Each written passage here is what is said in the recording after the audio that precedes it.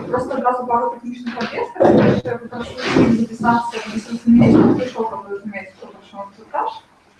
Это один момент, и другой момент, есть ты, кому не ожиданно подкреплять камеру, потому что у нас будет онлайн-инструктаж так само. Раз, два, три, четыре, пять. Спасибо. Да? А можно вас попросить... Ко мне сюда. Вот вас попросить на работу, чтобы мы...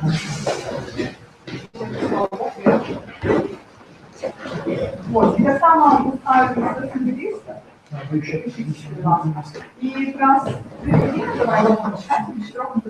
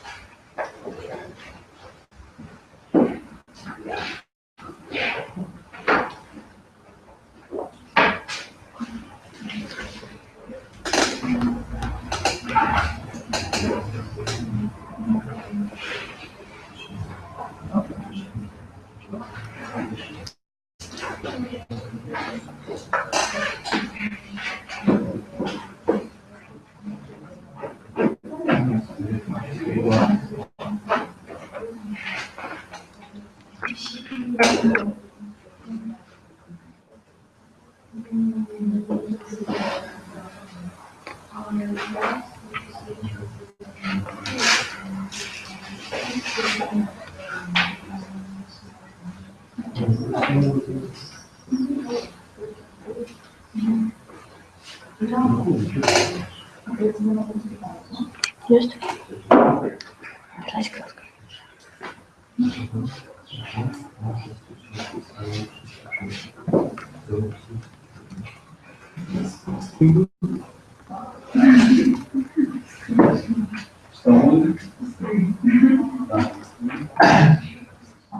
Для меня эксперимент. У меня свалила ангина на два. Сегодня заповали, поэтому. Настя. Кличи Настю. Дай мне наушники.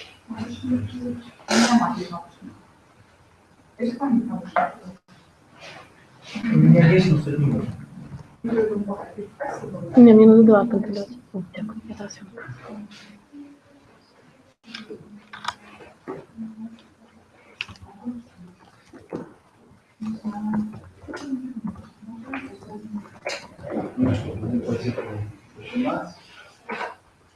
Я постараюсь оказать досить звучно, насколько могу.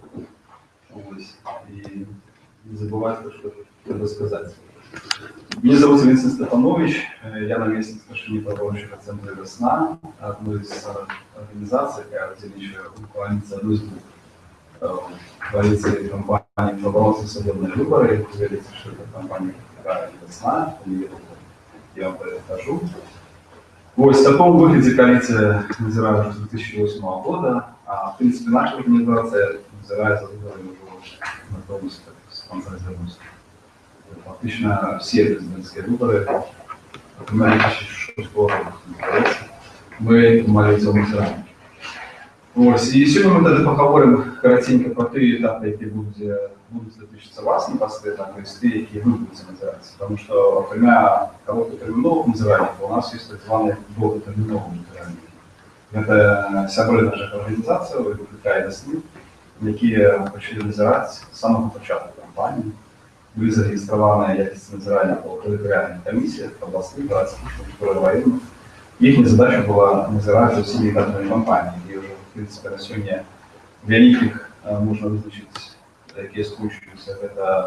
Це формування територіальних виборчих комісій, формування участкових виборчих комісій, збор підписів, реєстрація національних груп по збору підписів, реєстрація кандидатів.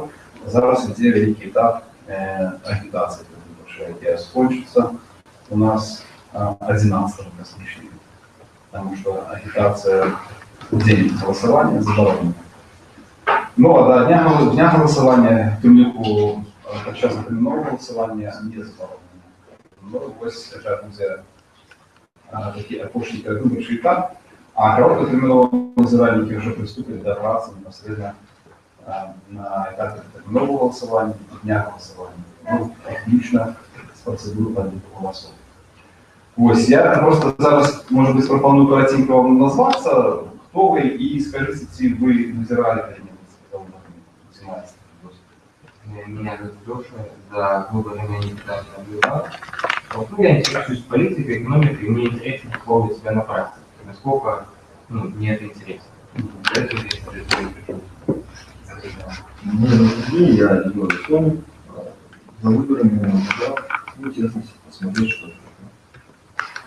Там выборы все с 2001, ну там называется Агнити и 2010 назирал державу.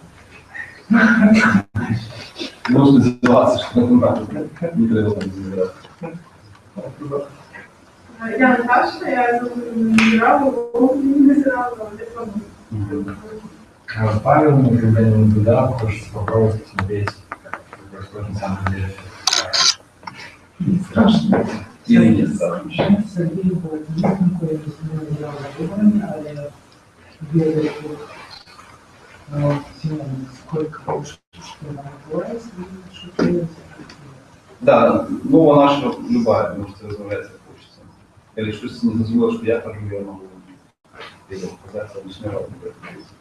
Сергей, опыт маленький, я в 10 году сам для себя просто наблюдал за тем, что происходило не на выборах, а после них, то есть на площади стоял на остановке для себя, будущее, то есть я тогда понял, что я как политолог учиться, и я наблюдал за этим. Вот. Потом я был независимым наблюдателем на выборах местные советы, был независимым наблюдателем на парламентских выборах, поэтому и опыт имею, но... Меня зовут Алекс, я наблюдал раньше за выборами, но я участвовал как волонтер в наблюдении за массовыми мероприятиями. Вот и сейчас хочу посмотреть, что я вообще увижу как наблюдатель. Действительно, будет ли все настолько плохо, как говорят, ну хотя бы в одном определенном месте. Меня зовут Аля, за выборами я не наблюдала, но решила попробовать этим заняться, потому что на данный момент я отрабатываю в школе и столкнулась с тем, что наша администрация очень активно пропагандирует, что все шли голосовать и за кого. И поэтому я думаю, это не единичный случай, что он особенно с этим наблюдать. Меня зовут Леша, я за выборами не наблюдал за массовыми мероприятиями и хочу за большим, хорошим массовым мероприятием. Меня зовут Таня, я тоже никогда не наблюдала, но по образованию я юрист и на профессиональный интерес прочее. Юрий за выборами тоже ни разу не наблюдал, пришел, чтобы расширить свой кругозор, может быть, узнать что-то новое, чего не было на слуху, просто для расширения кругозора. Евгений за выборами не наблюдал. Ясно, зрозуміло. Ну що ж, тоді почнемо, напевно, нашу сьогоднішню, так скажемо, як називається?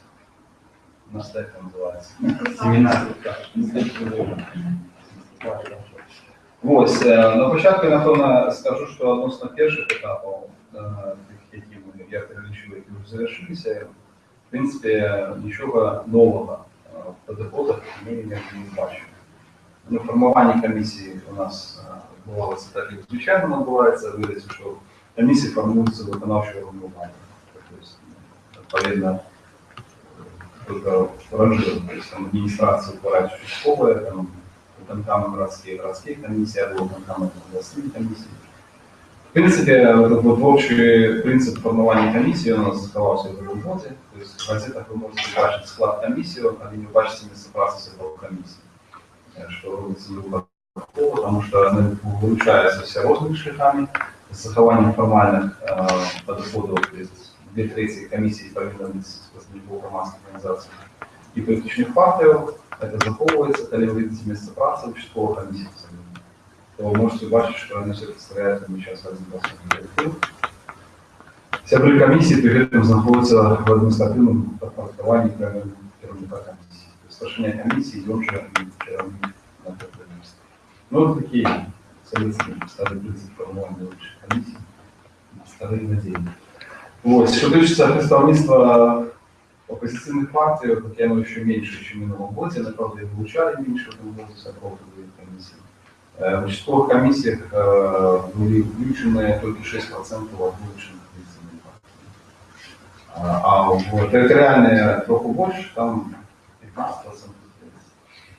Ну, тем не меньше, это мизерная лічба, и, как и ранее, у нас основными организаторами выборов в Украине выступает пятерка таких буйных провладных громадских организаций, как мы называем, шановні пятерки. Ось, і вони мають каля фактично 40%, 38% участковых комиссий. А коли брать сегмент невладовых организаций, громадских организаций, то там они представляют 80%. И там проходность, конечно, победной комиссии больше, там от 80 до 90%. То есть кто это пятерка, это БДСМ, это Беларусь, это ФБ, это Союз женщин, Союз ветеранов. Вот это пятерка. Она изначально у нас комиссия там. Это такая есть специфика политической модели белорусской. Потому что роль политических партий в любых, неважно каких, она организована. И вы можете побачить спальников, сколько представников политических партий головы разом представлены в комиссии. И з іншого боку маємо громадські організації, які по волі закону не мають права визначати депутатів і, в принципі, не можуть з'їсти політичних програм. Потому что мы громадские организации. Но это такая наша специфика. Это что касается комиссии, какой землі, склад, там. Ну, а зараз у нас уже наносить буде дотермінове голосування. Это такая частая компания, яка в Україні часто именно критикують. Чому? Тому що вона являє собою певну тяжкість для називання. Я думаю, свою роль скажем. Это одно, а другое, то, что так, как мы сформулировано в законе, вона дозволяє вимір використання адміністративного ресурсу. В різних метах. Тим ліку в метах забезпечення явки, наприклад. Особливо, це дотичиться виборів місцевих і парламентських. А що дотичиться президентських, я одразу скажу, що звичайно явка на президентські вибори досить висока. І в минулому році, в минулих виборах ми зміряли явку на телевізійному голосуванні, порівнюючи з даними комісії, можу сказати, що фактично наші дані центральної комісії не працюються. В свою чергу на парламентских выборах мы зафиксовали накрутку явки 10-2 раза. То есть даденные названия отбросились от даденных комиссий. Комиссии давали больше отдельных выборов, чем зирали. Но это чем можно потумачить? Потумачить это можно тем, что парламентские настрои выборы меньше цікаві людям. А все верят, что в Украине все самое головное, все выручает, поэтому президентство выборы людей больше цікаві. Зараз опошні разні, які я бачу на відносно явки, це НІСЕПІ, яка давала виніки питань по вересню, по обов'язку питанню, більше 70% питань готові мати взяти вибори. Это, конечно, не значит, что мы не будем звертать увагу на явку. Это буде цікаво, все ж таки порівняти з даними, які ви бачите, з даними, які ви вирішили з комісії. Але я просто одразу кажу, що може это не повинно стати сюрпризом, що ваші дані можуть, в принципі, бути менше. Совпадать с парой процентами погрешности с данными комиссии. Мне думается, что явка на выборах будет довольно высокая. Ну и плюс, у влади засилились можливість явку забезпечить. И вот это другий момент. Можливість використання адміністративного ресурсу на терміновому голосуванні. Ми весь час на всіх компаніях бачимо одну і ту ж картину, а менавіта организованное голосование, назовем его так, некоторых категорий выборцев. В этом найперше студентов. Вы сами на том студенты цивилизации, все недавно зараз студенты.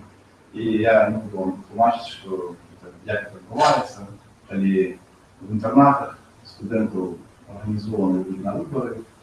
Альбо використовують таку річ, коли там в день голосування кажуть, що ти можеш поїхати домой до батьків, а люди проголосують терміново, а на ці вибори не це пускають. На підприємствах, особливо на регіонах, коли це градообразуючі підприємства, так звані, де зборах працює. Это на підприємстві такого керівникового підприємства забезпечить явку.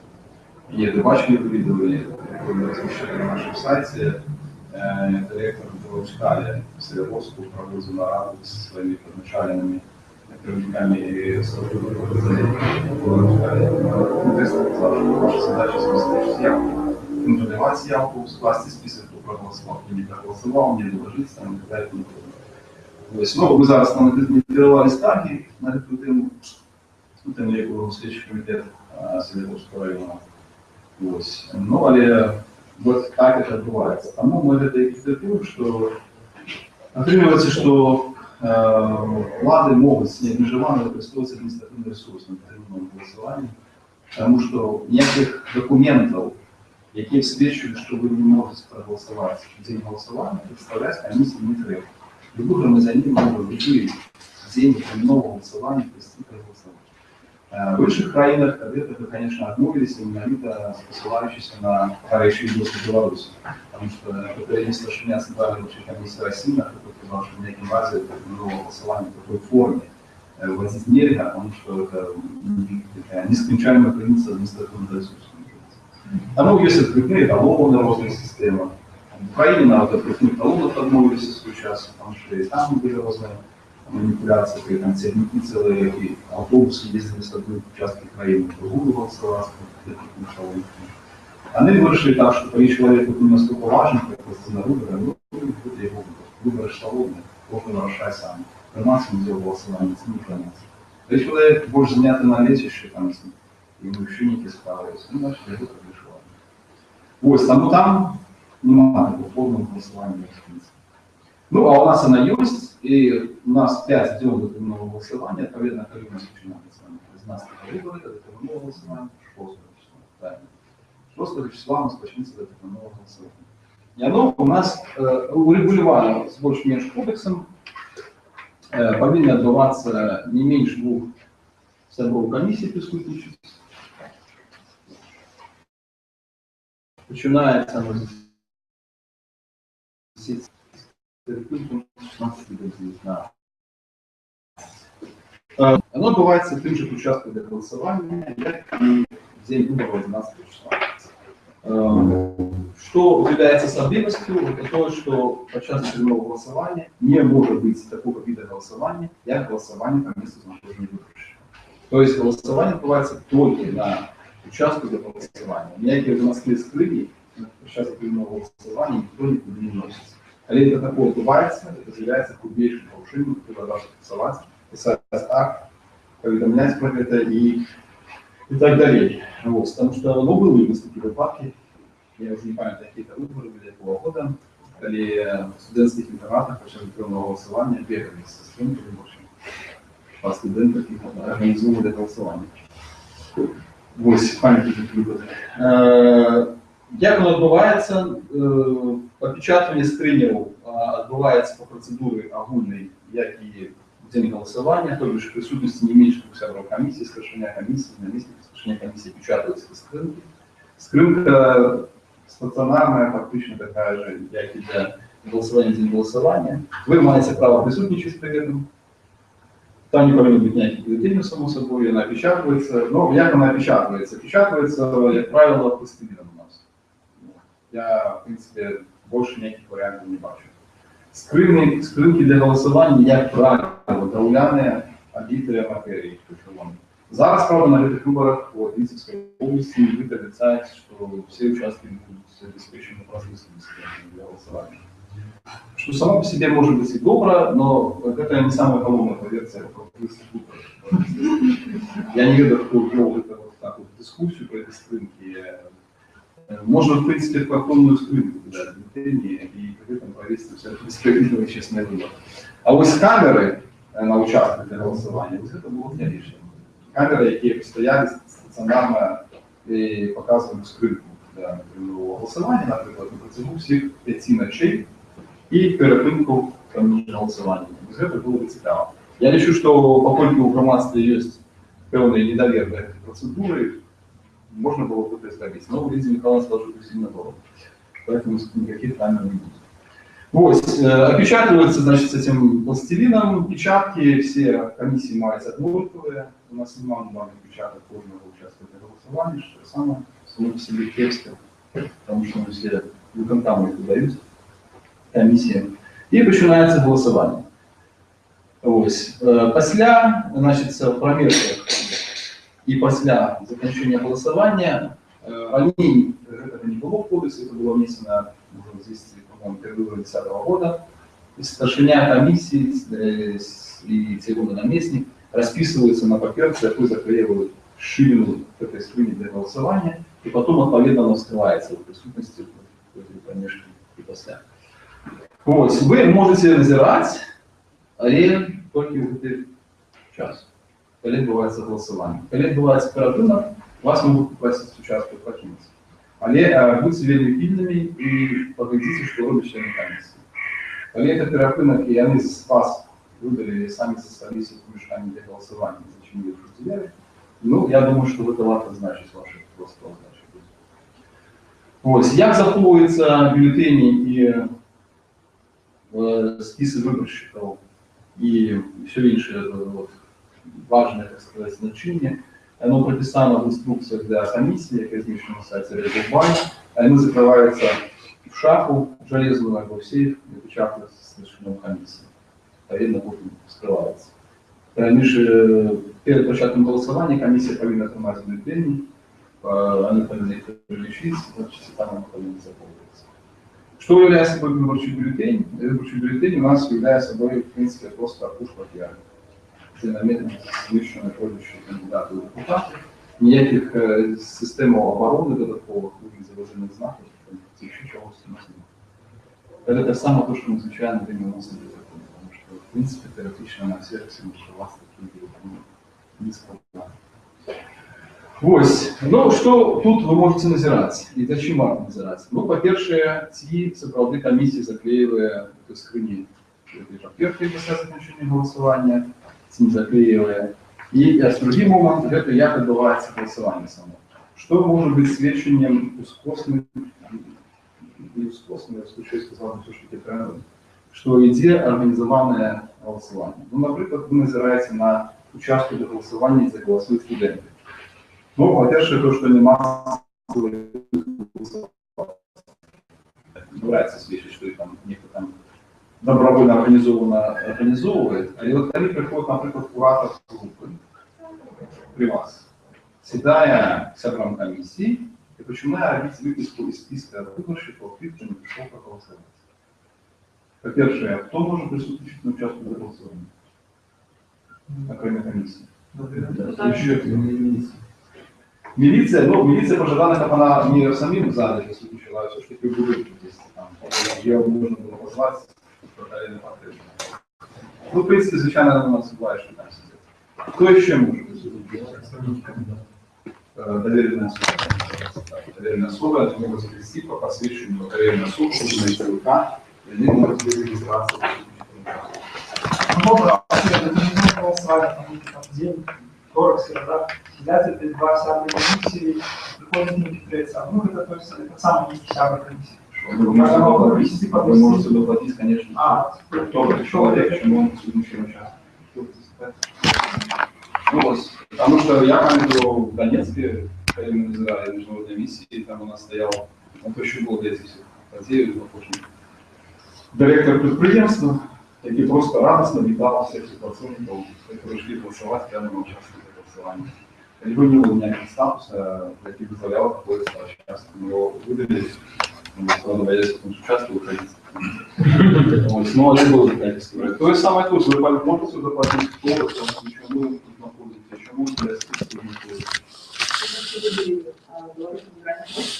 не, вы не можете выдалить, вы можете сказать комиссии, что выдалите по выборному законодательству, если говорит особо, и имеет право присутствовать на выборчем участке. Вот этот товарищ не имеет права присутствовать. И тем больше вас, которые в нашей краине, показывают только гражданину, які буде місії на сервісі. Передача списків і його часто ці цілком іншим особам заборонені. Тому його накладно там не повинні.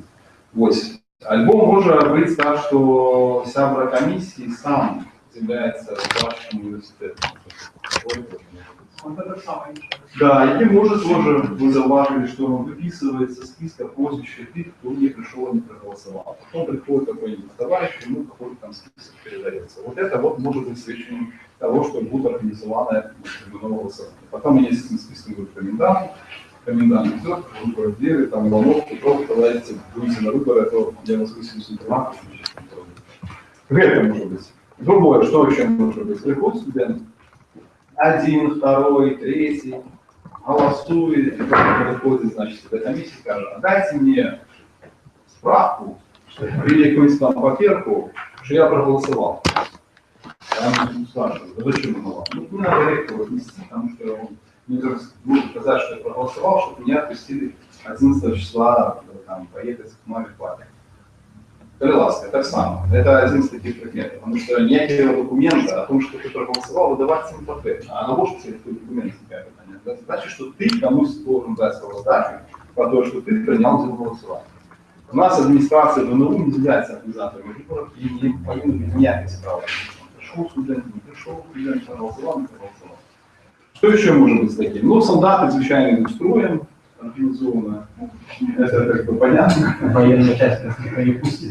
Да, военную часть вас не пустит, але часто солдаты голосуют не на території свого участка, а на ближайших участках свого участка, і туди просто строем идут, там, то есть самое, курсанты войсковые, курсанты милиции, там, и так далее, и так далее.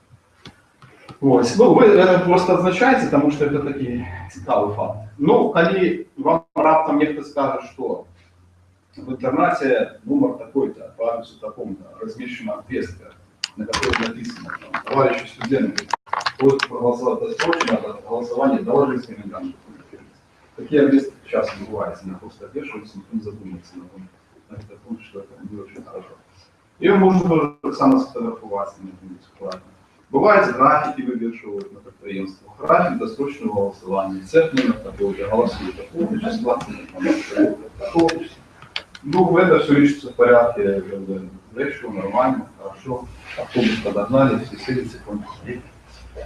Ось, что может быть? Что еще может быть? Я думаю, что інших никаких видов манипуляций не нравится. Там зауважится, никто у нас ничего никуда не кидает, никто у нас ничего никуда не уносит. Но раптом, когда вы бачите, что скрин до терминового голосования возникло, что мало, конечно, ворота не бывали таких випадків, то это самое, конечно, ЧП, это сразу треба фиксовать, детоновать, и так далее, и так далее. У нас в Маргоне был выпадок в 2001 году, скрин до терминового голосования было вывезено с участка. Правда, они потом сказали, что умовы для захования были належные, они заховали в самі. Ну, вот эти випадки. Ось, після, як я вже сказав, перепин, визов було обов'язково повідомити, що буде робити комісія, тому що коли нас виставили, самі там осталися, то не є. Ось, після дня за голосування вивішується протокол на стіну. Раніше такого не було, зараз він вивішується, там буде інформація, скільки видали бюлетенів було, скільки бюлетенів було попсовано, скільки бюлетенів було попсовано, і скільки цих самих бюлетенів отримано, бюлетенів видадено, і скільки було попсовано. Видадені бюлетені, це значить, що виборчику повинно прийняло це голосування, ви можете поравнать ваши данные с данными комиссии, які находят передают уже вышестоящей комиссии. Ну, але треба увеличивать, что коли я увеличится, то она, конечно, повинна, когда значит, что мы повинны весь час там присутствующих, потому что коли вы уже зашли, вот повинна ваша погрешность, она может быть значнее, чем там, 20 человек. Итак, все 85 дел. Вечер ясно, что вы там израть не можете 19. Все. Участок зачиняется. Все эти бюллетени список выборщиков зачиняются в шафе железной, а указанная замкового выборчего участка и будинка органы не может. Здесь там нельзя сидеть, будинок зачиненный, и все. А скажите, вот бюллетень вечером вывешиваться или с утра вы можете? Нет, он после кожного дня заканчивания голосования вывешивается. В конце ключа нажали. То есть кожный день. А пятый день вывешивается уже суммарно. То есть сколько проголосовало, оказывается, либо у вас за все 5 дней детерминового голосования на участке. Ось, лічба проголосувавших детерміново у нас він невелика. На 20 до 30% виборщиків голосують детерміново, звичайно, на виборах. Це вельми шмат. На больших участках, где студенты голосуют, можете столкнуться с такой ситуацией, что там уже выборы отбылись не по часу. То есть там обычно все выборщики уже проголосовали. 95%. Ну, бывает, да, и такое бывает. Ну, что я еще хочу сказать, что терминовое голосование не проводится в таких закрытых выборчих участках. Шпитали, там разные такие специальные места, где створені, місце утримання громадян в адміністративному арешті, лічильних профілакторіях. У нас голосують такі категорії виборщиків, як відбуваючи покарання у виді обмежування волі і які поводи суда подвинути арешту. Но это особый вид покарания, арешт. Ни вы-то не лишите по позволению воли, поэтому не голосуется. Ну, отповедно, тех, кто позволение воли бывает, покарание в виде позволения воли не голосуют. І особи, які утримуються слідчих ізоляторів, по поводу яких обрана міра стримання під вартою. Вони так само не голосують. А це і ті, хто буде голосувати. Там так само не утворяють участвувати до термінового голосування. Ну ось це, що тичиться до термінового голосування. Потім у нас починається 11 число, 12 прострічника, день виборів у нас. Они у нас будут с 8 до 20:00. Ну, вам, конечно, до 10 раней, як і на детерміновому голосуванні трохи раней. Тут вам на початку треба зареєструватися, що це позднее дня, предшествующего дню голосування. Так, він не складає така формула розписана. Зараз це не важно, зараз вас реєструють в той день, як ви прийшли. То есть можете там на третий день детермінового голосування зареєструватися, там, на 5. Вилучаться, як ми вже вам казали, три таких шляхи основних, це громадське об'єднання експедиційних партій, колективи – громадяни. Громадяни, які проживають на цьому участку голосування, вони можуть вас делегувати 10 подписями.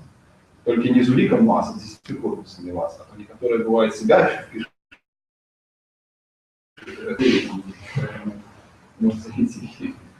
Ось. І тому заяви там форми є, вони є на сайті ЦВК, так само є на сайті нашому виборчому, можете побачити.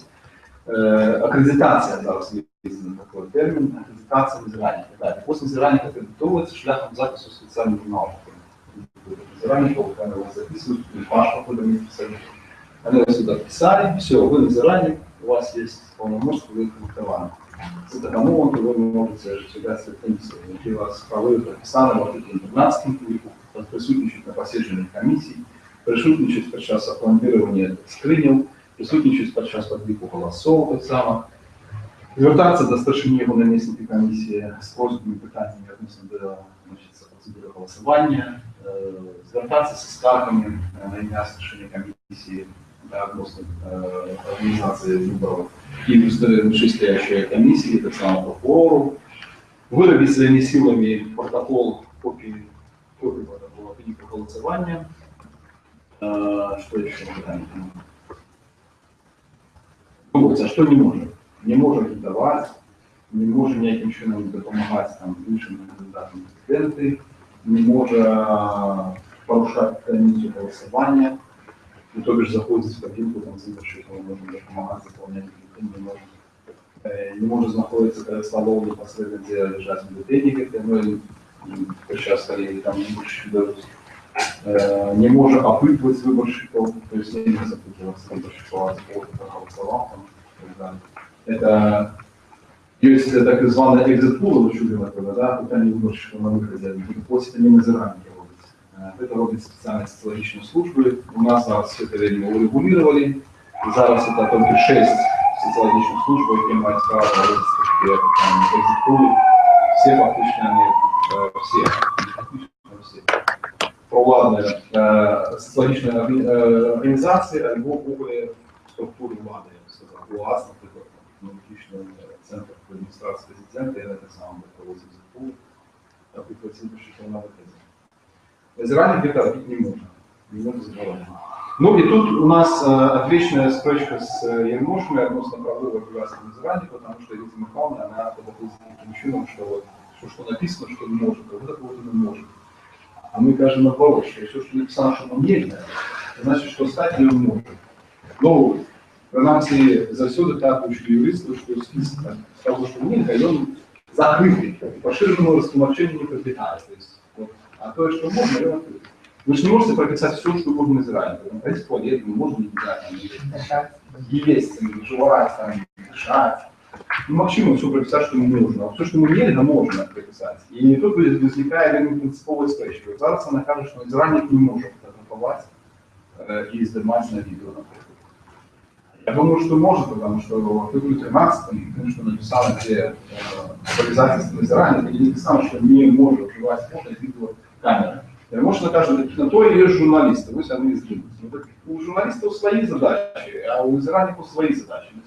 Журналисту может быть цікаво снять там скрипку крупным планом, там как-нибудь красиво, там еще что-то. А у израильника задача іншая. И тут мне здається, что внимание и оговорки про вмешательство приватных жильцов. Что вот мы фотографуем всякие комиссии, без их дозвола. Но, по-перше, мы как бы не как таковых всякую комиссию фотографуем. Мы фотографуем процесс отклику голосов, правильно? Мы не фотографуем людей в приватном житті, там, в ресторане, там, в дискотеке и так далее. Это публичный процесс, это выборы называется. Поэтому мне здесь неуместны эти посылы. Вот. Ну, а это не меньше.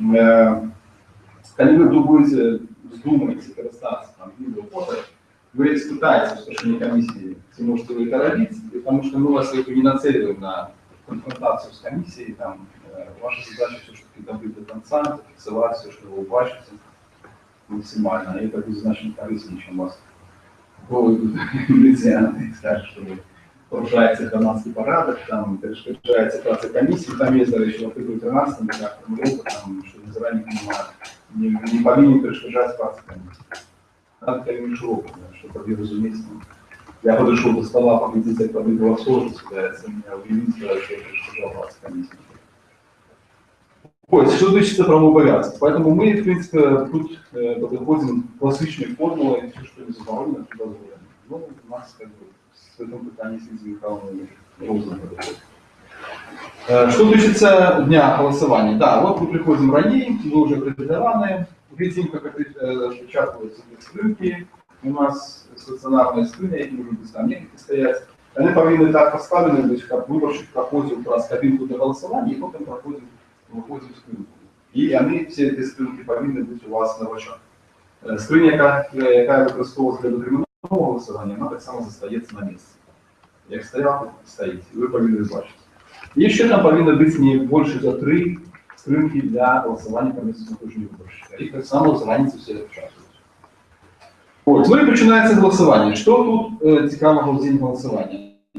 День голосування особо цікавого такого ничего нема, все там будут радостно идти, там будет буфет, там всякая музыка, там и так далее, праздник. Президент сказал, что выбор должен быть праздник, у нас такая традиция, поэтому в этом раз так само все пойдет решать. Вот, ну поэтому праздник праздником. Два аспекта, які цікаві. Перше, це голосування по між знаходження виборщика, а другое – подвиг голосов. Вот на то, що треба звертати увагу назирання. Остальное, по мере мовчимости вы будете подозревать, но есть широк моментов, которые для назирания в принципе закрыты априори. Это дотычится списка выборщиков. Вот со списком выборщиков вы не знакомитесь. Отповедно, все манипуляции со списками отсрочиваются вельми тяжко. Списки выборщиков, они, информация о списке выборщиков дается только выборщику, который зарегистрирован на этом участке для голосования, а после его еще не до 7. Все. То есть вы, как назиральники, зарегистрированы здесь, там, в іншому участку, если вы сами зарегистрированы, вам его не покажется, но это время недоступно, потому что у нас списки выборщиков могут быть и в день голосования, подвергаться, так сказать, изменениям. А менавіта у нас есть проблема такая, что по-перше, у нас зараз, як ви бачите, тарифів немає, але є реєстрація. Реєстрація у нас двох видів.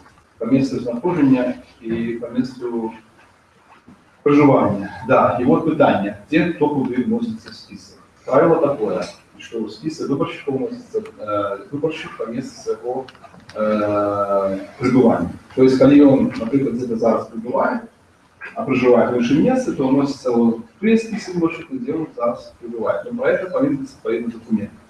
Нельзя вместе список выборщика, у которого в оба ничего нет. То есть он повинен предъявить паспорт, например. Когда у паспорте есть регистрация по месту проживания, а его нема в список выборщиков, его додатково вносят в список. То есть его записывают. Когда, например, он пришел, у него есть паспорт, и еще есть его документ, который подтверждает, что он зарегистрирован по месту нахождения. Тогда его, отповедно, заносит уже в список по месту его нахождения. Вот. Ну, студенты все голосуют по месту своего нахождения. Список, значит, по месту проживания их не повинно быть. И дає это подставы для того, как проголосовать в двух местах одразу, ну, тяжко сказать. Мы таких массовых изъявов не бачили, потому что все-таки все эти процедуры регистрации предуглеживают то, что вам там в карте пишут, что он зарегистрирован там, по месту пребывания, и, odpowiedно, список складывается на основе информации ЖЭСа. То есть там, по идее, их не повинно быть, мы им не фиксовали. Може, оцінкові випадки були, но как это массово використовувалося, такое на голосування не було.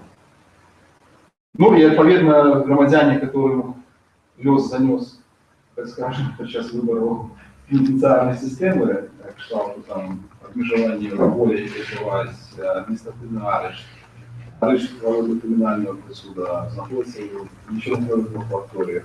Они все голосуют по месту своего нахождения на тех выборных участках, какие там сегодня.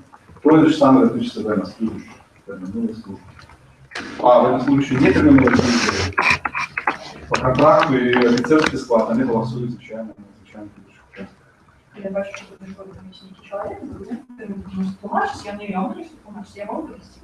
До старшини комісії можете звернутися. Ви маєте право звертатися з любими питаннями відносно організації голосування на участку до старшини комісії, це намісник спитається. Або, а що ви ставите за модель, що це така проблема?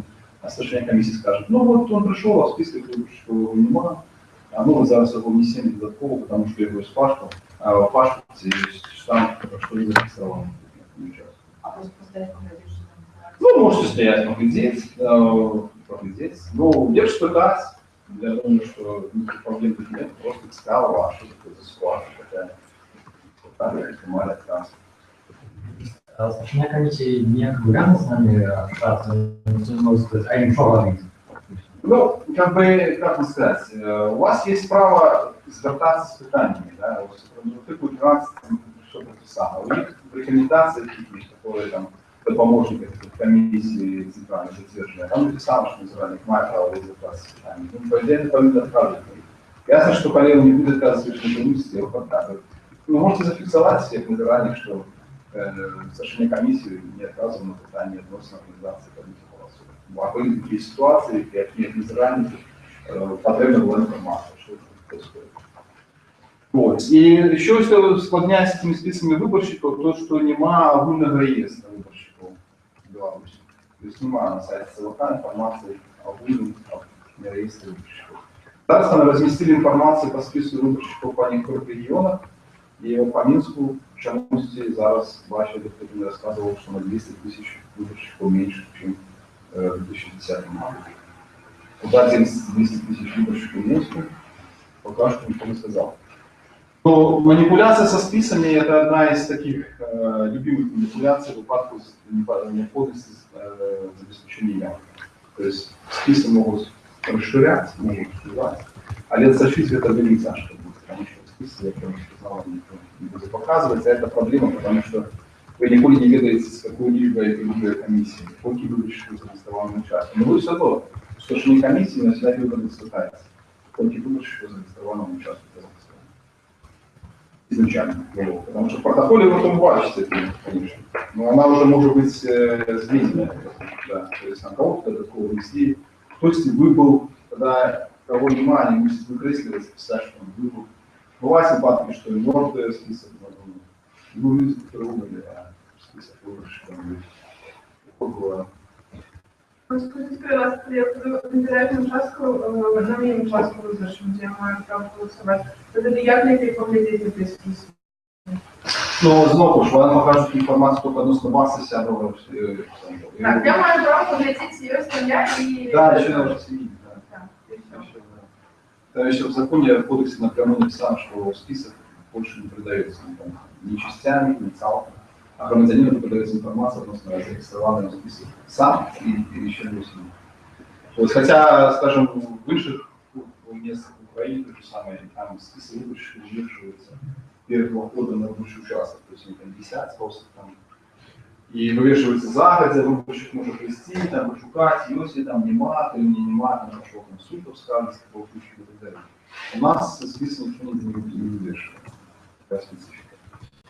Вот, ну и голосование по местонахождению выборщика. Еще одна процедура, которая в Вене у нас широкая и так само ускладняет избирание заявок. Почему ускладняет? Потому что у нас все просьбы об организации голосования по местонахождению могут быть как письмо, так и в устной форме. Вот пойдите проверьте, в устной форме заявы на голосование по местонахождению выборщика. Ясно, что не повинны регистрироваться там специальный журнал, повинны быть, все записывать, но реально проверить, звертался ли виборщик Иванов з просьбою, тому що не хоче проголосувати, це велике питання. В інших країнах, в той ж Україні, наприклад, заявки об організації голосування по місцю знаходження виборщика повинні поступати тільки в письмовій формі і до початку дня голосування. І за сюди, як незарадник, можуть вести і проверити, скільки чоловік у вас звернулося з заявками на організацію голосування по місцю знаходження. 25 чоловік. Можно я погляжу за заявку? А, коли ласка, вот за заявку, и вы бачите, что та заявка написана разными почерками. Потому что в Азербайджане, я памятаю, там были все один почерки. А я запомнил, а что я вас иду? Ну, потому что, понимаешь, дорогой избиратель. Перешли мы на латиницу, а люди не умеют писать, пришлось на писать. Там нацистским ударом алфавитом представить. Для памяти в Советском часе они представились прилично. Старые люди не умеют.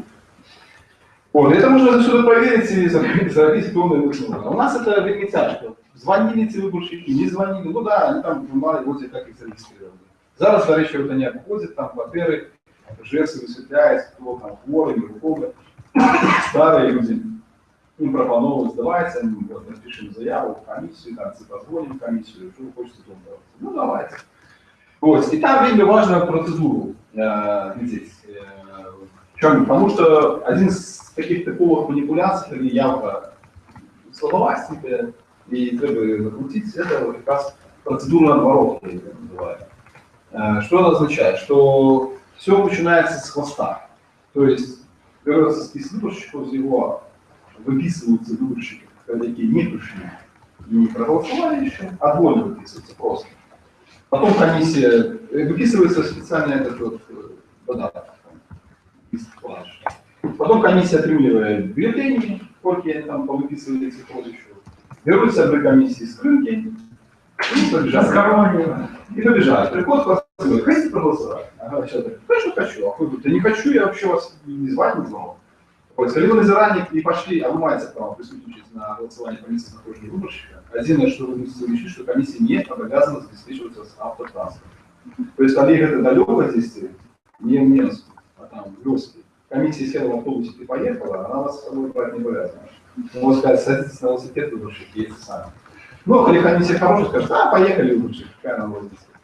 Вот, в Вёсках это время часто важно. Там бабки эти, там ни с кем не духом, никуда не звонили, никому не говорили, просто пришли со скрытым, сказали, Франция, давай-ка проголосуешь. Видишь, мы сами тебе приехали даже. Там за жену голосует, жена. И вот, и там всякое было бачить.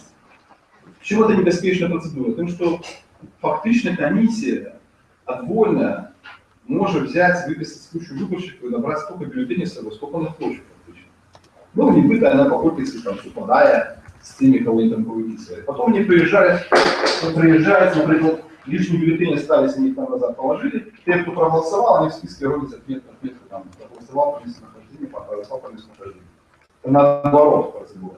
На самом деле, она повинна быть таким чином, что у вас есть журнал, там, где, да, я расскажу, где у вас зафиксированы как бы, все просьбы выборщиков по голосованию. Там. Комиссия берет это прозвище. Она выписывает это прозвище с огульного списка по вкладыш, на котором выборщик расписывается, когда голосует. Там в списке, потом они там, когда уже приедут, сделают отметку, что он проголосовал за список выборщиков. Потом берут бюллетени ровно столько, сколько у них в этом вкладыше. То есть, а их расписывается вся комиссия по этому вниманию. То есть, причем заважится ровно столько, сколько выборщиков. Есть с запасом там, по вдруг спорте.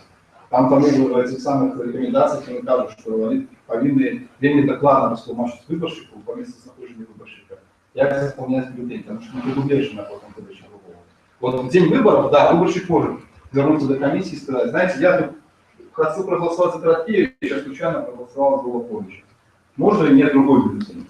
Комиссия скажет, конечно, можно. Они возьмут, складут акт, потому что выборщик совал бюллетень. И они его погасят, покладут в специальный конверт такой, и дадут выборщику новый. И отповедно отметку в списке выборщиков. На этом этапе это можно. На этапе голосования по местонахождению выборщика комиссия берет в Беларуси столько бюллетеней, сколько еще выписано. Что называется при подходе к системе для лекарства? Звонит человек, он не звонит, вот, это видно расплачивающая речь. То, что я хотел говорить. Вы, например, на заранее не пошли. Они входят с квартиры, там заходите, там, Мария Ивановна, здравствуйте, вот мы пришли, вы просили, правда, замечательно. Заодно звонит в соседнюю дверь, выходит дядька, говорит, вот мы к вам пришли, я вас и не звал. Означает это как порушение, потому что это будет свидетельствовать про свидетельные процедуры порушения. Это не помылка, то есть у вас есть список, журнал зарегистрованных зворотов. Это означает, что этот товарищ не звертался до вас, его нету в этом списке. Вы, значит, отбойно выписали его пользующегося со списка, взяли на его бюллетень, и сколько таких у вас людей. Звичайно, это робится, когда явка малая. Треба ее наплатить, они тогда берут, сколько я как сказал, вписывают всех людей и бежать с ними. Потому что человек так психологично уворкованы большинство людей, что они к вам пришли с открытым и сказали, ну проголосуйте, ну хорошо. Мало кто тебя нравится, вас видит, не хочет. Поэтому они таким чином легко накручивают.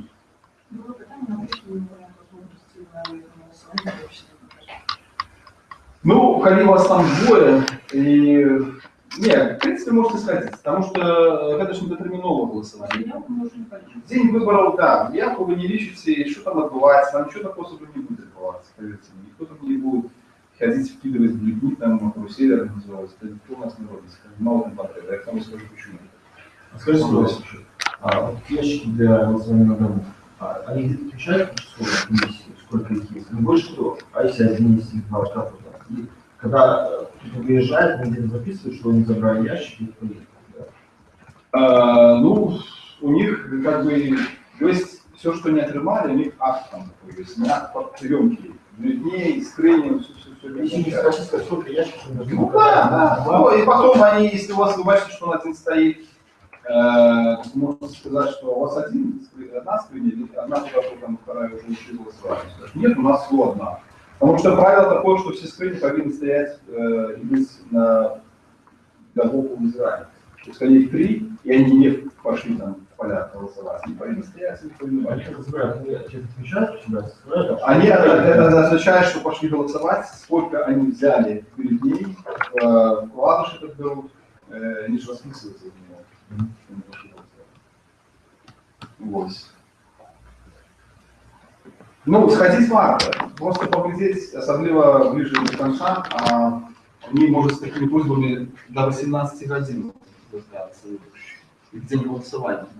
Что вот еще один момент, если к ним должны до 8 вечера? Они могут прийти и позже, но с просьбой повинно быть до 18 минут. Позднее уже не будут приниматься такие просьбы. Вот это самое еще один из моментов, таким это самое критикуем, потому что лепш, конечно, выборщики звертались с такими просьбами до дня выборов. Они до процедуры выборов, или там, знаете, начинается. Звертался, не звертался, потом поехал, потом куда звертался. Они даже с годину там могут себе записать. И потом треба глядеть процент. Сколько их проголосовало на местонахождении выборщиков. Бывают такие участки, где их подозрительно шмат. Ну, когда вы бачите, что это процент больше за 10-15%, это уже какой-то злой. Или у вас там 20% проголосовало по местонахождению выборщиков. Сколько изначально выборщиков может быть на этом участке? Ну і по-роду, звичайно, буває в Мінську 30 тисяч виборщиків, 10 тисяч виборщиків. Это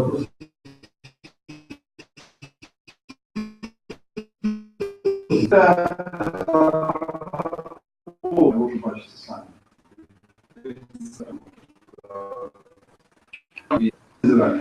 Ви не можете присутствовать при голосуванні цих випадків.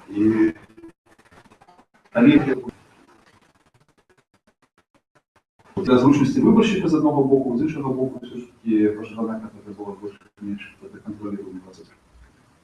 Ну и сам подбит голосов, это другой момент, потому что все остальное там немножко важно. Там голосование семейное, так званое, это я еще не сильно такая большая проблема, но наверное, там в кабину заходит сразу несколько человек с одной семьи. Ну, треба, как один заходил, но это не самое страшное, что может быть. Да, ну и еще голосование слепых. В этом году это новое, это рекомендация детей, а главное, за исключением машинности голосования здесь срока. У нас даже еще в анкетах будет там питание по поводу офиса по людей с инвалидностью. Я мне попросили включить нас некоторые питания, еще за исключением машинности голосовать с людям с различными проблемами, потому что Лады просто кажут, что мы забеспечим такую махчимость на коллег. Участок для голосования не обстреливания с памятцами, съезда-выезда, будут какие-то волонтеры, какие волонтеры ездят оттуда, которые будут помогать там голосовать. Вы просто поглядите, когда у вас вы будете свидетелем, что там приехал такой человек, инвалидная коляска, и там не смог, например, голосовать, или там никто не помог, то что нельзя значить так само. Но а голосование слепых, там и с слепским сроком, там какой-то трафарет какой-то был. Який буде вкладатися бюллетень, и такой человек может проголосовать, потом этот трафарет поднимается, дается на комиссии. Я не наблюдаю, я не веду, не понимаю.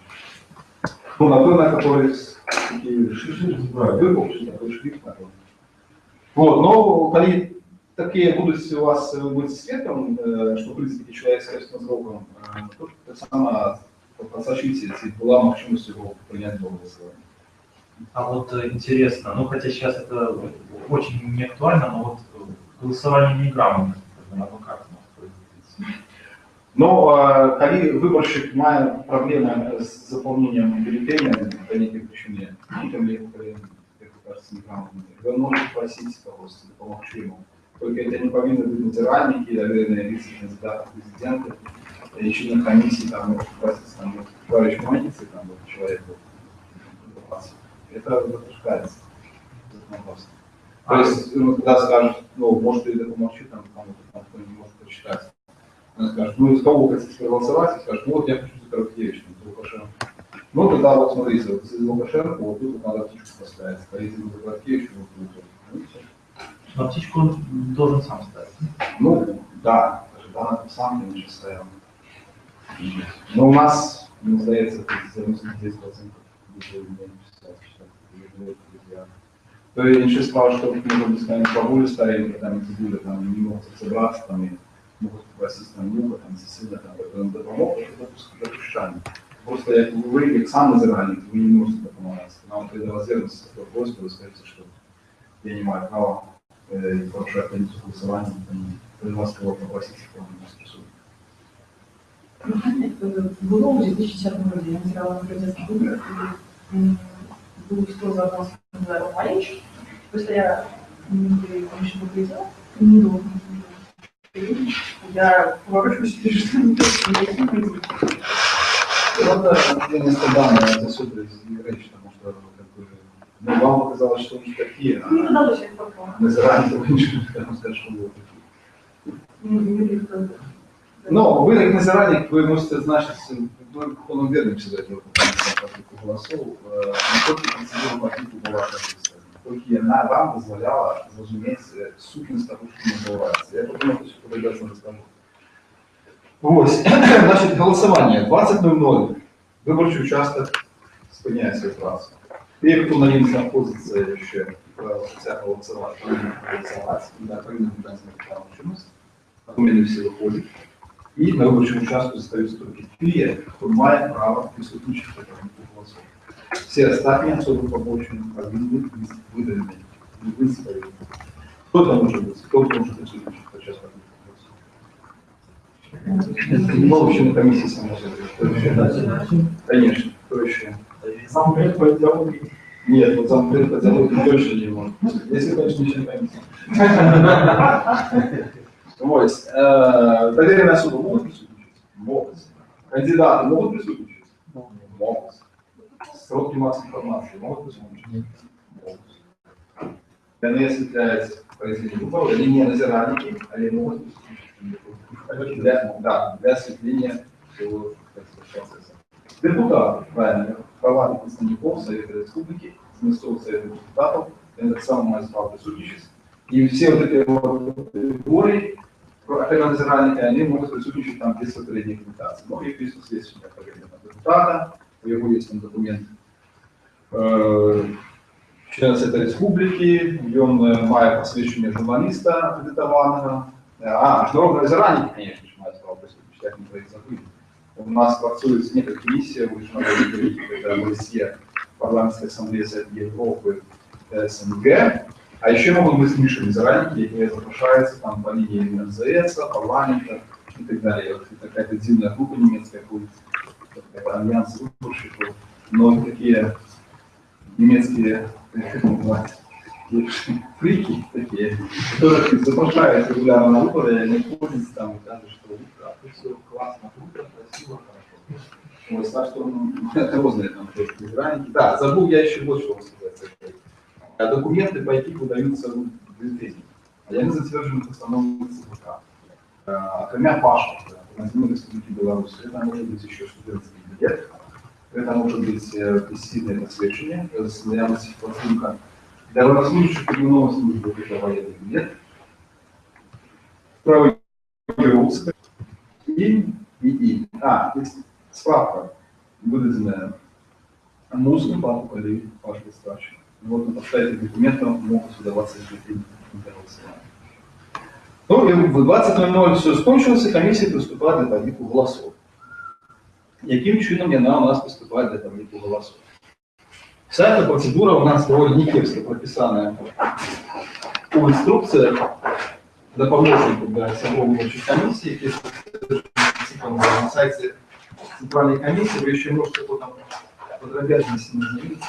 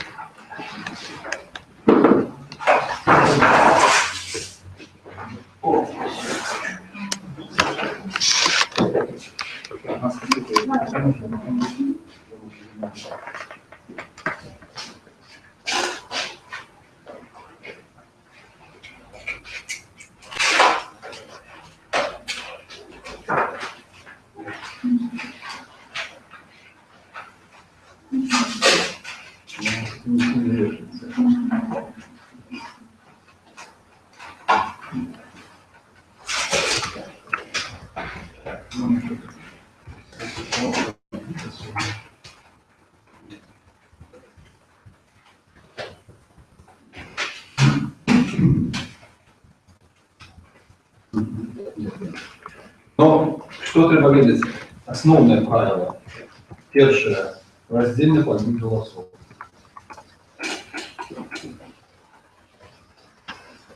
Это потребование законодательства. Такое предотсрочивается. Важное запитание вашей задачки, относится раздельный подбор голосов, цикл рацения. Бывает упадки, что нема. Довольно часто. То есть комиссия открывает скрыни все отжал, вываливает все на стол и лечится. Такого не повинно быть. Ну, перед початком подліку підвищується невикористані бюллетені. Які повсюди, да? Підвищуються, гасяться. Способ погашения устанавливается комиссией самостоятельно, она по-разному может быть. Могут быть цветов, просто пробивать. А могут всякие, как цикать, углы. всякое, я бачу. Просто стол складывается. Ось, но потом он упаковывается, відповідно, особенно упаковывается попсованный бюллетень на выборе, и потом уже комиссия приступает по голосу раздельно. То бишь спочатку открывается скриня дотерминового голосования.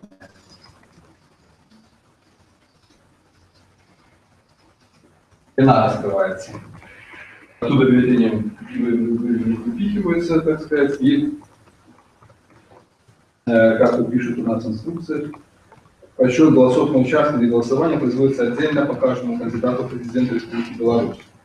Для этого члены участковой комиссии сортируют бюллетени по голосам, поданным за каждого из кандидатов, а также поданным против всех кандидатов или против кандидатов, если голосование производится в одной кандидатуре, и одновременно отделяют недействительность бюллетеней. Для облегчения сортировки бюллетеней на столе можно поместить табличку с фамилией зарегистрированных кандидатов. То бишь они их высыпают и сортируют их. Там одни бюллетени складались там за одного кандидата, второго, третьего, четвертого. Там будет табличка, может быть, например, как должное кандидата. Это часово отсеивающие бюллетени, которые несоправданно называются. А какие не выглядят несоправданными? Там в области они там ограничиваются. Это немощимо, огульное правило зависит снова от воли выявления выборщика. То есть, например, проставлена не одна галочка объекта, а будет проставлена значение. Либо ли проставлена и против всех, и еще и за кандидатов. Я написал на слово нехорошее. Какое-то самое бывает. То есть непонятно, с чего выборщик. Не, если мы против... Как он вводит ее. Мы против фамилии написали там... Балбес. Нехорошее, да. Ну, я думаю, что это несоправданно будет. Потому что здесь непонятно, за кого... Ну, какое волевыявление выборщика. Ну, этот балбес, хорошо, остальные. Нет, так если он против, допустим, против Краткевича, где вот этот квадратик, он написал балбес. Ну, он же, по сути, поставил знак. Нет такого, что... Но он не хочет за него голосовать. А за кого он голосует? Нет, он ничего больше не сделал, он написал балбес. Не, я думаю, что это несоправданно. То есть волевыявление какое? Вот случай, когда в 2010 году, когда еще тоже фамилии, там, заходит, сейчас, и натыкается заметил, что там какой бюллетень, когда должен Лукашенко, и должен дальше продолжить заходит. Просто положил в кучу Лукашенко. Просто это как символ против кандидата, лично, я думаю. Ну, против кандидата, но там есть в бюллетне значок против всех, да? Вот если он там поставил пушку, тогда понятно, что он голосует против всех. А если он там написал против одного, тогда за кого другого он голосует. Вот что я говорю. То есть один балбес, да, второй того же там. А он не поставил пушку за кого. И не за всех, не против всех. Он только против какого-то одного. Птичка написал балбес. Я же не обязательно должен ставить птичку, крестик. Я могу звездочку написать. Нет, вы можете как угодно, но у нас, смотрите, 4 кандидата, 4 звездочка. И против всех. Вот если выборщик поставил против всех, понятно, что он против всех. Если он вообще ничего не поставил, вот написал балбес, да, то это значит, что вот этот конкретный кандидат балбес, по его мнению. Но за кого он проголосовал? Нет, надо считать то, что он проголосовал за этого кандидата. Балбес должен быть? Да, его балбес — это его птичка. Квадратик должен быть? Может, он написал... Нет, не важно, в квадратик вместилось, не вместилось. Непонятно. А если он написал не балбес, а написал любимый? Если написал он любимый, это значит, что он за него голосует. А мы не должны трактовать слова, мы должны трактовать символы. Это питание такое, дискуссийное. Но в данном выпадку я говорю, что он балбес. Это непонятно. А если тут Радик написал, что балбес за одно лучшее. А на четвертом поставил, это же точно испорчено. Но, по мне, понятно, когда человек написал тут «за», например, да, а не птушку поставил. Или тут написал тут «нет», тут «за», тогда понятно, это он за этого, а против этих. Нет, а можно считать такой голос? Я считаю, что это волеизъявление избирателя, но понятно. У нас же не установлено, что только надо пушку ставить, там, и, может крестик поставить, написать «за», «нет», «нет», «нет». Понятно, что он за этого одного, а за этих против. То есть вы заявили, вы снова о его волевыявлении. Это допустимо. А вот когда там написал, что один балбес, а остальные такие непонятно, тогда хорошо, тут балбес, а я тут слушаю стоять. Да, тогда понятно, он за это проголосовал, а это не балбес. Получается, я могу написать напротив любых кандидатов все, что хочу, и главное, из одного поставить птичку. Ничего не будет. В принципе, я решил, что это будет просто правда, потому что ваши были непонятно. Вот. А если там они все там кто-то там, ну да, хорошо, но конкретно за кого вы? Если вы против всех, там есть знак специальный. Да, А я думаю, это бюллетень не увидел. Увидите или не увидите? Вот это вот, увидите или не увидите, да, это классика. Это вот хорошее питание. Относно того, что далее происходит. Хорошо, они это все рассоциировали. Внизу написано как. Кто, все, 1, 2, 3. И потом мне написано, как они их ищутся. Их подвищиваются. Как подвищиваются? Так сам не написано. Это те одні з потребувань, які ми озвучували, не звертаються до справді комісії офіційно. З потребуваннями регулювання двох речей важливо. Относно там голосов комитета. Первое, это то, как Центральная выборчая комиссия установила своим постановлением такую процедуру подбику голосов. Подбик был, она же осуществлялась одним членом комиссии с демонстрацией кожного выборчего бюллетеня и обучением, значит, знака, который там отписал. То есть, коллеги комиссии избирается, например, хорошо, отсортировали они все разом, все эти там походящие бюллетени, отсеяли там несоправные, а потом один член комиссии подвищивает кожный этот столс. Ну или может не меняться, может, допустим, не устал.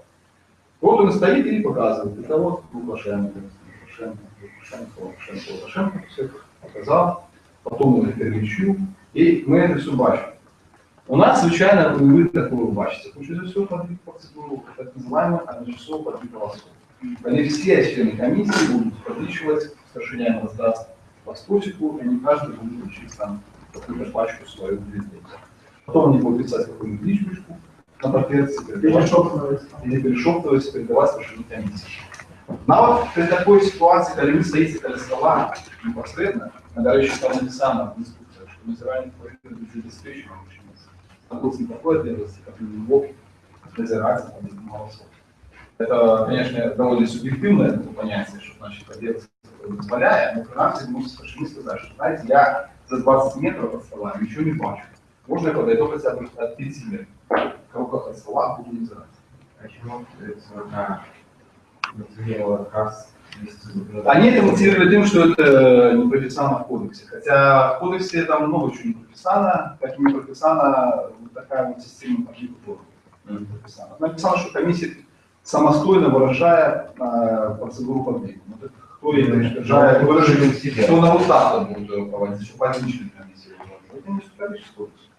Там больше мы на практике видим шмату политкомиссия центральная. Вот в некоторых выпадках выходило за рамки кодекса, и это было нормально.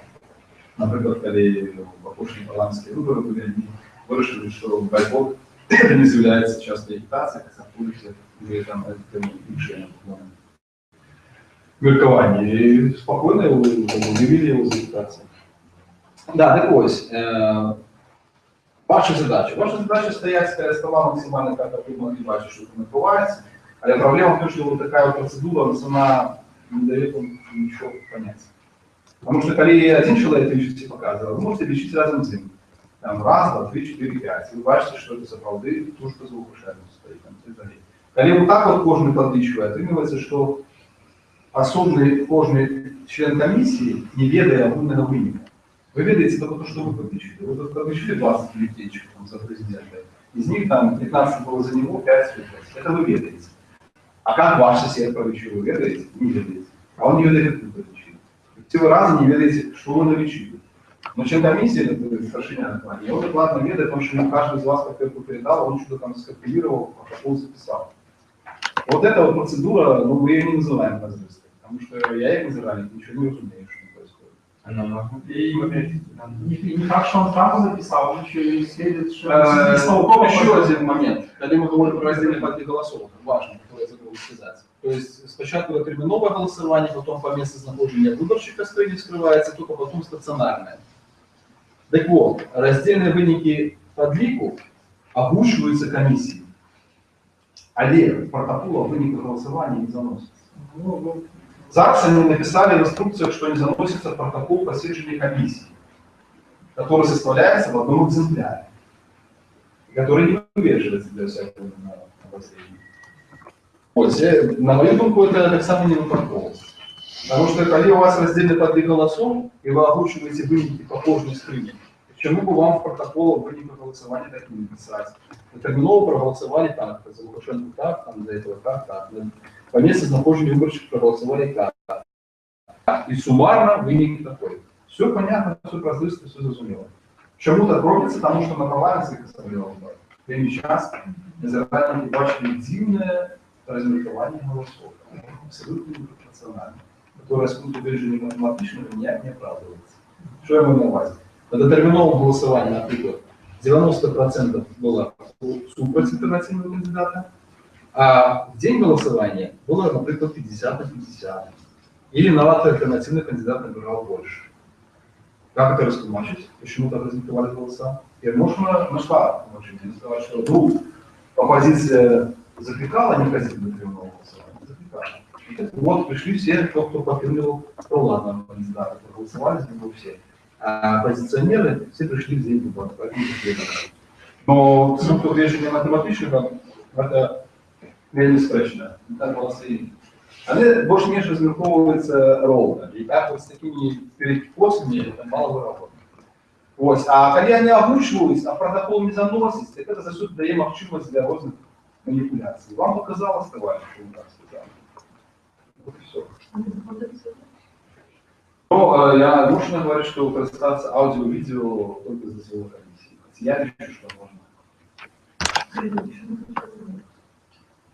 Ну, я скажу, что вы можете испытать в комиссии старшины, можете представиться, но я бы не настраивал одразу на конфликтную ситуацию, потому что граждан, чтобы все шутки до конца добыли и всю информацию передали.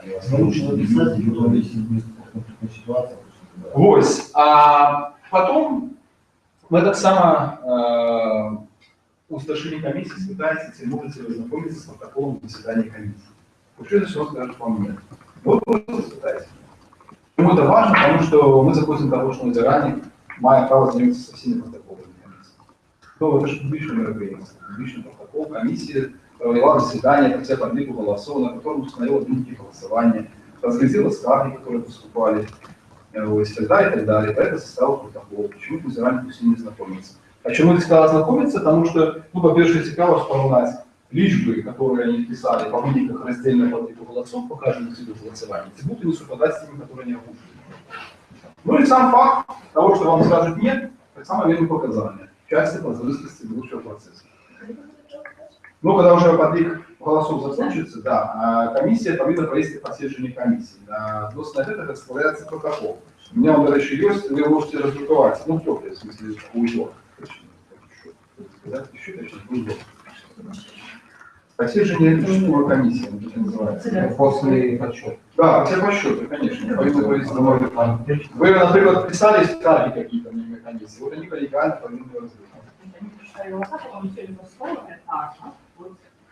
ну, они посчитали, упаковали, да, и так далее, потом затвердили выники по виду голосов, склали протокол посещения комиссии, а потом склали протокол уже о вынике голосования, которые они вывешивают на потом для обозрения, которые вы можете выразить своими силами. Ну, узор просто у вас будет, вы просто перепишете.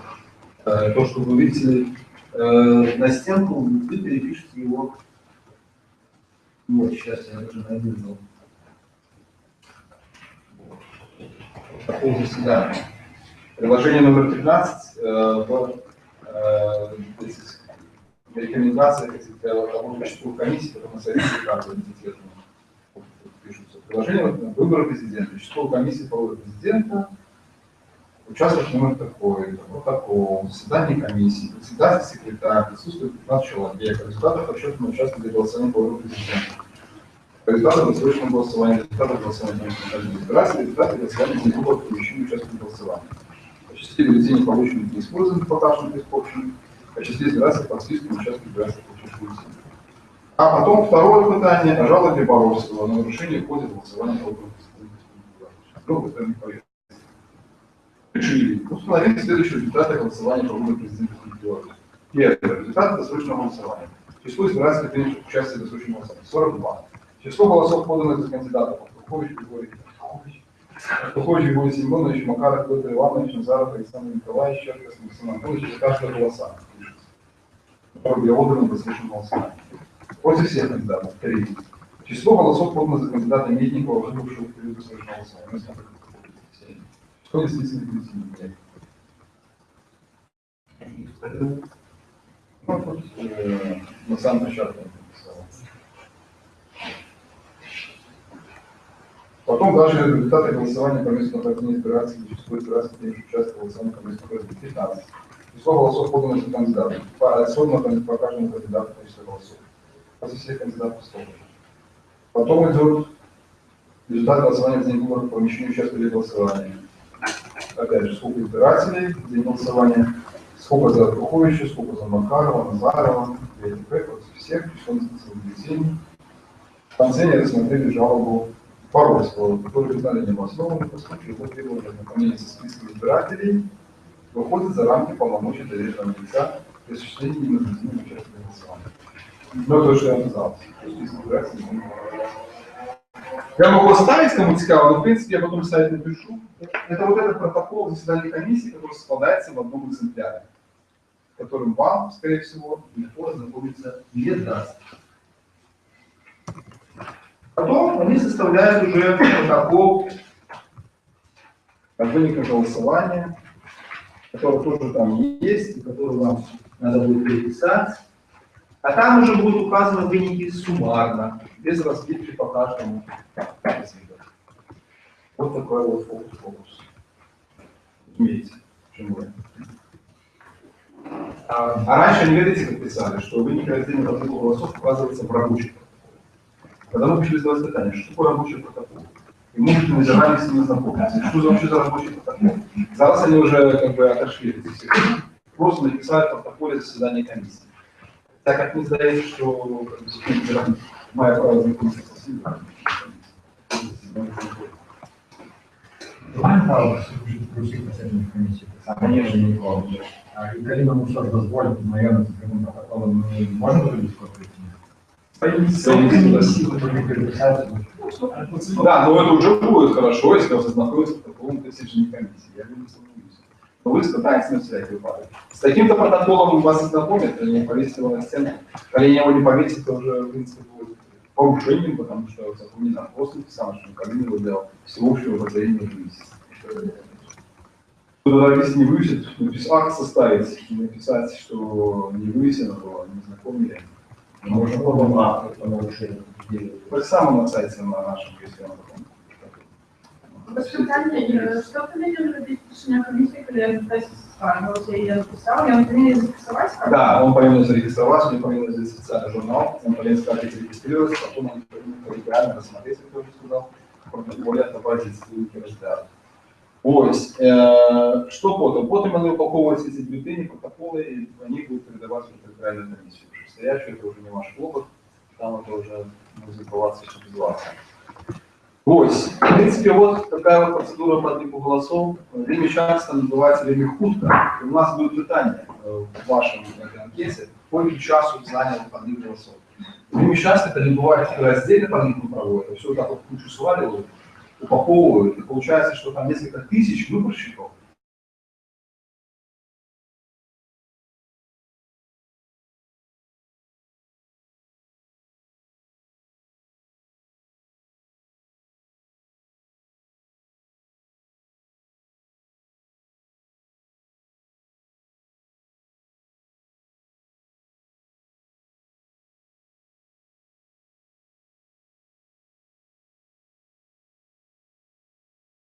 Будет обеспечить,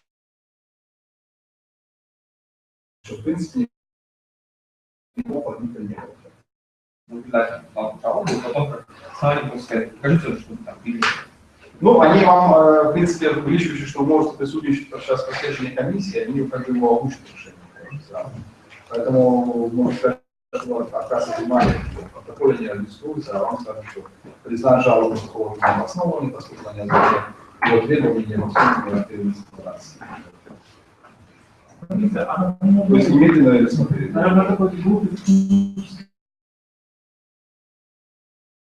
вопросов, когда конкретно происходит какое-то, вижу, что происходит какое-то нарушение пошагово, что мне делать. Я составляю, там, я, например, я вижу, что какое-то нарушение, но я, например, не совсем уверен, какая статья, ваши телефоны все по-любому будут заняты. И, да, и как, с избирательным кодексом сидеть, искать. Ваша задача, в принципе, самая головная в вашей анкете – обосновать, что вы бачили. Да? Написать, что я бачу вот это. Это не соответствовало по вашему рекомендованию. Не было раздельно по голосов. Да? Комиссия не вскрывала поочередно скрыня, а все сразу вскрыли и не. Вы не пишите там артикул, потому что не пишите, что не было раздельно по голосов. Не, она кажется, потом, акты. Да, потом вы можете уже после этого скласти акт и написать жалобу. На старшине комиссии написать, что мною было зафиксировано, что подсчет голосов осуществлялся с нарушением требований законодательства, которое выражалось в том, что не было раздельно по голосов. Там не было рисков, Можете не списываться. Того комиссия не озвучивала выники раздельного по голосов. Вот это так само испытание в анкете. Озвучивались, не озвучивали. Тут время часа не озвучивалось. С одним скаргом формально треба скаргу, а скаргу прокуратуру. Скаргу прокуратуру это вы можете уже после выборов сделать, да, а непосредственно участку скаргу это непосредственно старшине комиссии относится, які повинні потім будуть непосредственно розглядатися. Ну, пожалуйста, если можете одну написать, но коли мобильный то есть, и сфоткать, можно и так говорить, потому что копия должна на копійку заставаться. Ось, ну, коли групи такі порушення будуть, то на наступний день можете звернутися в прокуратуру. В прокуратуре, как правило, на выборах есть дежурный. Он ночью, в принципе, на месте. Хотя правил только не бывает. Но полиция, который может выехать там в матку по чего, но они звучат так, что стараются заявить, и вы можете вернуться так само в шестящую федеральную комиссию составить. Сябры комиссии, некоторые бывают выпадки, писали соответственным меркованием, где не покажали своим подвигу, писали, что я не сгоден, писали соответственное меркование, и протокол подписывался, когда членом комиссии и с должностью, разумеется, особое мнение. Комиссия повинна все это особое меркование разом со всеми материалами отправить в предстоящую федеральную комиссию. Вот вы можете так само, когда посещение будет забываться комиссии, если вы по рынку голосов послушать, те будут соответственные меркования, те будут соответственные меркования и так далее, и так далее. Но увеличивается, что комиссии склад комиссии таких, что нравится, там, соответственные меркования. Ось, хто дивиться підліку, напевно, коли є питання, може, щось забув. У меня больше общее питание, что не уголовное. Это вызывать только идти, мне Сашиц, как все добро было, Сашиц в каком плане, когда ваш, что дают две будет, что вы робите, я этим называется все одразу, что он делает. Нам лепит записаться, помогать, лепит сказать, что вы повинны вываливать все подробно. Ну, в принципе, я думаю, что легче все идеально. Это и отзначится это нарушение, поставлять его. Поэтому бачите, что по одному паспорту выдается два бюллетеня, то вы можете подойти к старшине комиссии и сказать, что видите, так робить не. В кодексі написано, що кожен виборчий отримує а не 3 місяці. Тому, будь ласка, ви припиніть, і я зафіксую як порушення, що скаргу там.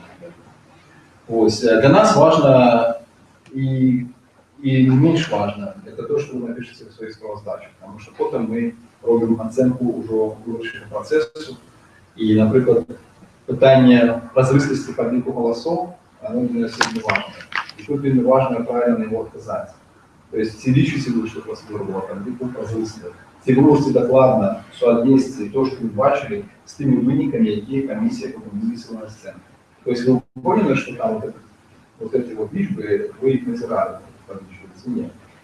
Потому что потом мы робим такой процентаж от наших отказов избранников и, так скажем, комплексе сколько отримывается там. Сколько человек сказали, что они сапраўды бачили прозрысты подбір голосов. И сколько не бачили. Наверное, можна ми робити виснову, що процедура в цілому по країні була дуже важна, і для этого питання особливо треба провести для принципово і розуміти, що ми казали. То есть, коли вот такая вот сумесное тусование бюллетеней відбувається, то я, соответственно, ніколи не розумію, що відбувається. Но я не могу соотнести вот это вот все с тем, что потом написала комиссия. И вот когда я назирал в Украине шмат разов, я там мог конкретно разуметь, что відбувається. Я стоял непосредственно перед столом и бачу, член комиссии один показывал кожный бюллетень. И все это решилось при мне. Я мог сказать, что да, вот он сказал, что там 150 было за того кандидата. То, что он написал, отповедает тому, что я бачу. Долго это занимает сейчас. Да. Там подвищивается, там не разница. Долго. Потому что участки великие, высший кошмар, лечить один, потом переличивая другие. То есть там некоторые ступени уже взаимного контроля еще есть. Это тоже так же показывает. Да, да. И тут треба еще увеличивать, что представники члены комиссии являются представниками комиссии. То есть там уже взаимно контроля, то есть внутри комиссии. Там не даст никому нечто такое. А все равно и там бывает самая всякая смешная ситуация. Я со своего досвіду, з 2001 називався, і скажу, що самое тяжкое, самое длинное, коли были такие, что я сидел вот там, где вы стоите, альбо навіть сидиш викликали їх, ось як було на перших місцевих виборах, у нас там була комісія така вже, я вже не все, ну там змінили гармату, я там вже сидів там просто каля їх. Але я все равно ничего не зрозумел.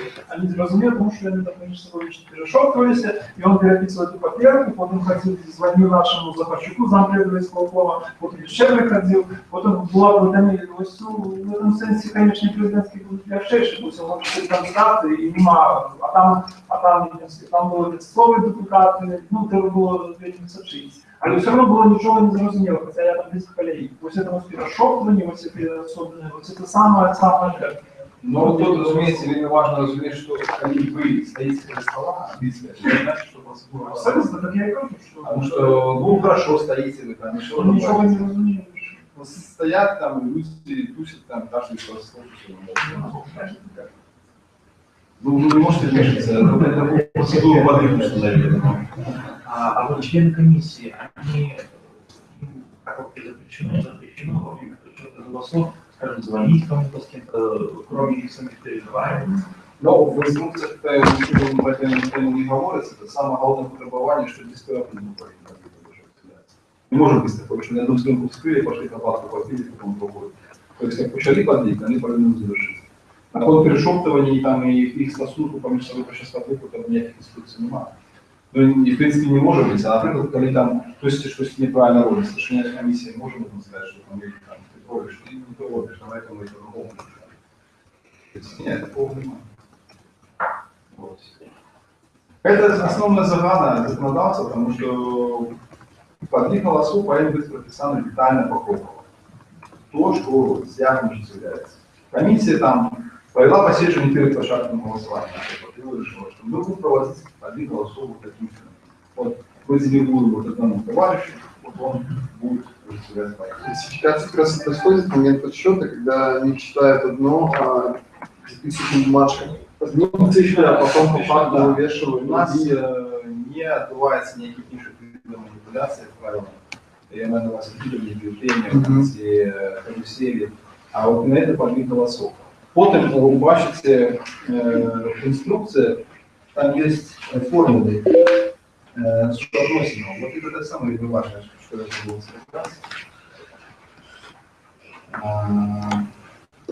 Ну, то есть, какие пункты с какими приплюсовывать, чтобы получалось, то есть, значит, балансировался один из кандидатов. Так вот, вам пункт второй подойдет. Балансировалось более одного кандидата, и в период досрочного голосования никто из кандидатов не был попал.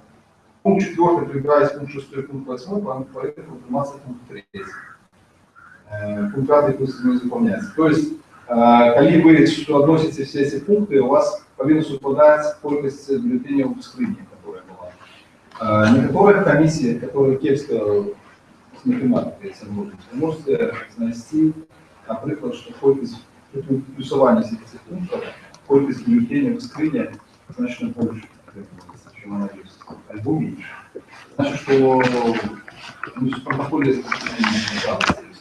Но вы когда перепишете эту копию и сфотографируете это сравниваете, когда вам комиссия не будет очень сильно забавлять. И тогда уже можно будет проверить, что одно себе. Это так само в инструкциях комиссии есть. Относно документов, ну, сайт ЦВК вы видите, да, либо офлайн.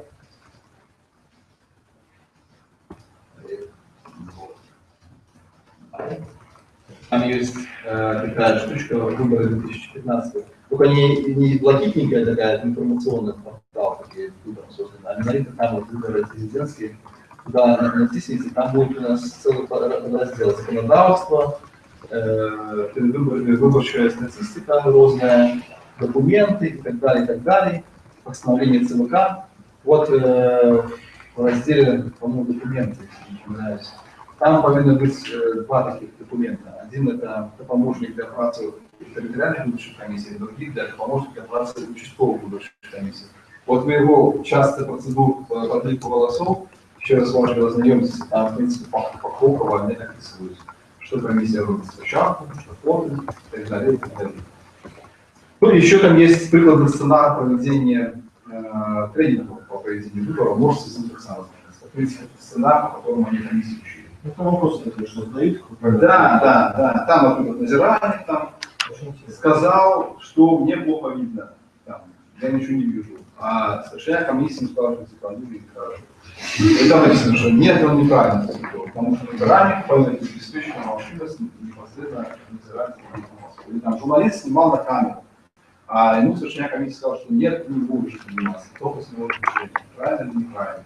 Написано информация. Нет, неправильно, потому что журналист представляет свой масс информации, представляет свою профессиональную ценность, имеет право там заниматься и так далее. Ну, это просто цікаво буде вам знайомитися. А относно формул, актов, там, всяких таких речей, у нас на сайте на Весновском, стрим 96.org, там вы бачите большое документ про борьбу за свободные выборы.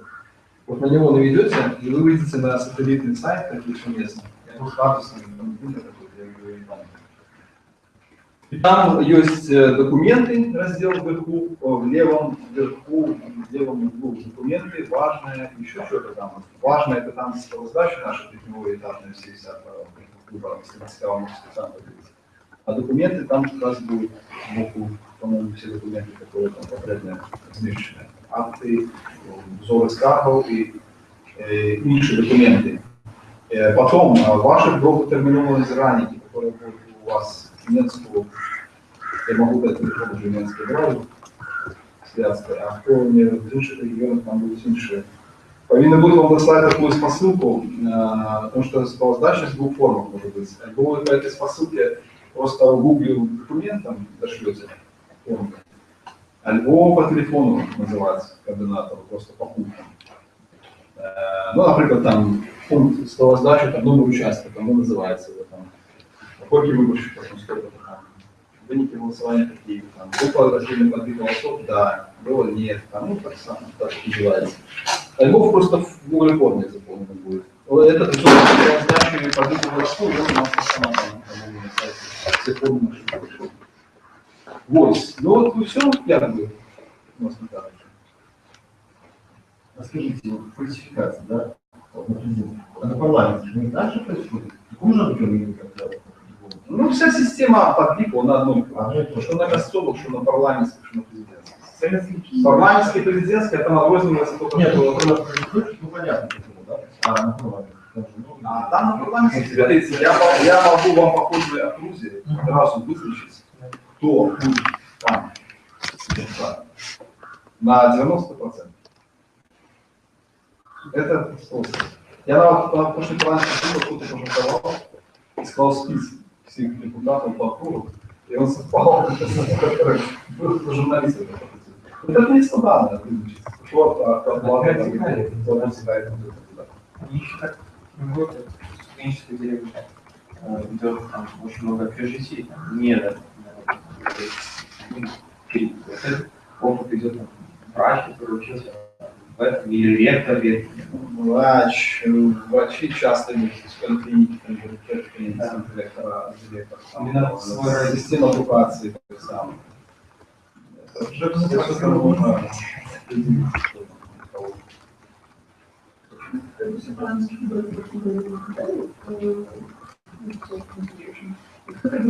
Интересно, это люди часто. У кого-то был там такой краш, типа, все, что нам говорили, даже хуже, а у кого-то у меня участвовал вообще идеально, ничего не записывали. Там небольшое превышение, все должны дать все исследование. До речі, назиральники ОБСЄ. Назиральники ОБСЄ могут приходить на участки, вы можете вас приходить и запутываться в том, что вы там начали и так далее. В принципе, можете сказать, что да, мы представляем компанию «Проводится сегодня выборы», мы собираем, какие у вас жалобы, ну, такие, любые, в принципе, не только ОБСЕ, можно какие сумки иметь. Кажется, что небыто, такие ходят чутки, что на тех участках, где будет ОБСЕ набираться, там будет проводить отличный комиссия.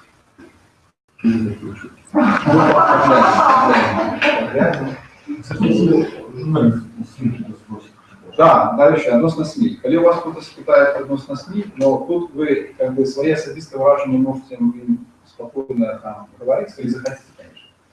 А относно каких-то ВСНО, относно всего голосования, то, конечно, нет, потому что вы скажете так, что есть вот компании, там, так сказать, штаб миссий, после завершения выборов, и они какие-то там ВСНО получатся. Потому что ну, вы на одном участке можете одно бачиться, а на третьем, по крайней мере, может быть другое.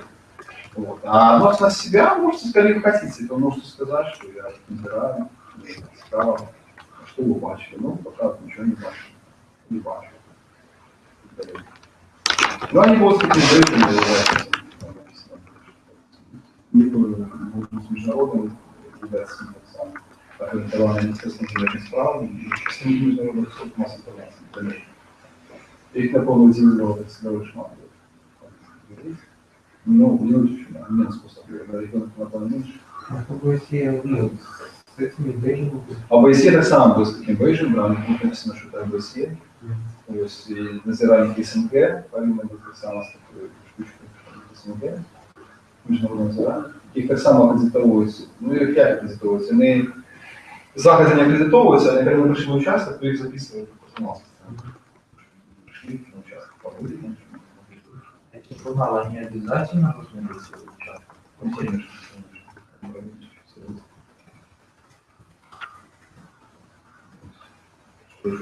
Взял документ, видите, что комиссия может нас аккредитовать. Да, для документа 6 числа, 7 4. Ну, в принципе, участки уже створенные, вы можете регистрироваться. Там форму вы можете разработать с сайта. Я альбом с ЦВК, конечно, самый узор документов. Документы, как это называется. Она говорит, ну, этот документ должен быть заверенный просто. Нет, там просто заявление об, значит, движении наблюдателей, там потом вот такой-то, где проживает и так далее. А потом там список людей, которые просто составят.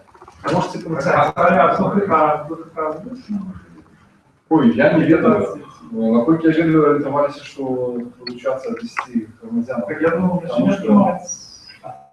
Да, потому что да, какая-то выбор попался в мае.